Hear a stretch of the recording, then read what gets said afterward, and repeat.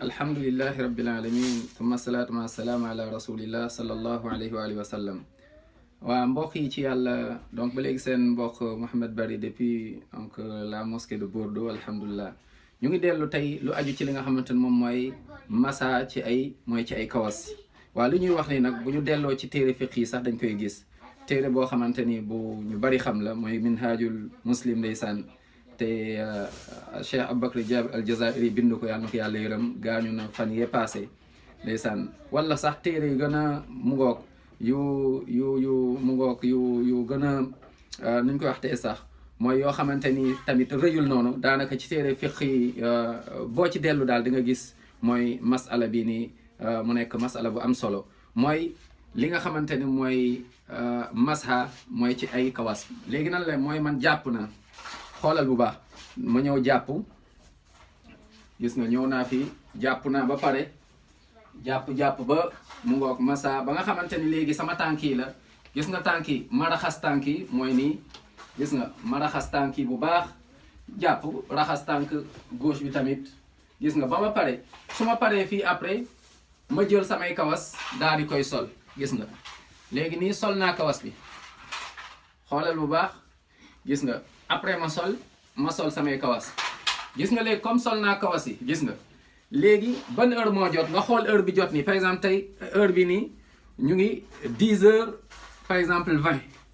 léegi kawas yi mën naa ko téye ba ëllëg maanaam suba ci 10 heures 20 c'est-à-dire mën naa ko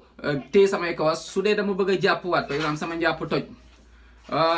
lu mel noonu ba mu des nag mooy nit koo xam ne dafa mu ngoog am nu mu tëddee nekk ak soxnaam wala nit ki gént war a sango set boobaa moom da ngay dindi suset yi mais bu dee nit ki dafa dem toilette wala génne ngelaw wala yu mel noonu mooy sa njàpp toj nga bëgg a jàppwaat wala nii sax nga bëgg a jàpp nii rek léegi boobu da ngay ñëw jàpp gis nga da ngay jàpp comme ni ngay jàppoo ba ñëw ci kii léegi ba mu des tànk yi fii doo dindi kawas yi xoolal da ngay tooyal nii rek sa loxo gis nga xoolal tooyal nii rek sa loxo gis nga kawas bi nii rek nga jaar ko ci kaw nii gis nga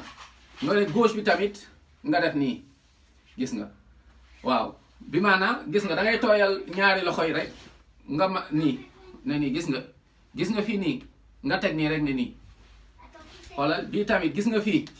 nga teg nii rek ci début bi nii yéegal ko pare nga ci doo fa nekk di raxas naan da ngay di laal ci suuf ak yooyu déedéet ci kaw rek doy na gis nga lii mooy bu dee da nga jàpp ba pare après sol kawas yi am nga macha allah am nga 24 heures bi maanaam soo bëggee jàppaat doo dindi kawas yi souvent ñi di liggéey